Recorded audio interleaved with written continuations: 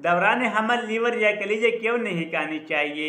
वैसे तो लीवर या कलीजे में बहुत ज़्यादा मिनरल और विटामिन है जो कि हमारी सेहत के लिए बहुत ज़्यादा ज़रूरी है और इसके जो फ़ायदे हैं वो बहुत ज़्यादा और बेशुमार है। लेकिन हमल के दौरान ये इसलिए नहीं खानी चाहिए कि इसमें बहुत ज़्यादा मकदार में विटामिन ए है और विटामिन ए बच्चे को नुकसान पहुँचा सकते हैं।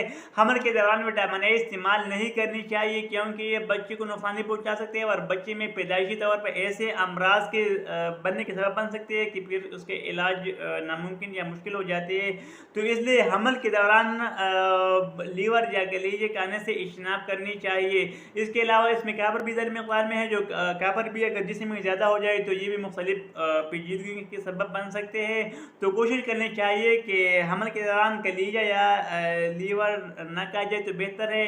फिर भी थोड़ी मकदार में खा सकते हैं क्योंकि अगर विटामिन ए एक दफ़ा ज़्यादा मकदार में कोई ले ले तो हमारा जो अपना लीवर है ये विटामिन ए को अच्छी तरह मेटाबलाइज नहीं कर सकते। तो इसलिए अगर इसकी ज़्यादती हो जाए तो ये बच्चे भी पहुँच सकते हैं और नुकसान का बायस बन सकती है। तो इसलिए हमल के दौरान कलीजे खाने से इज्तनाब करनी चाहिए।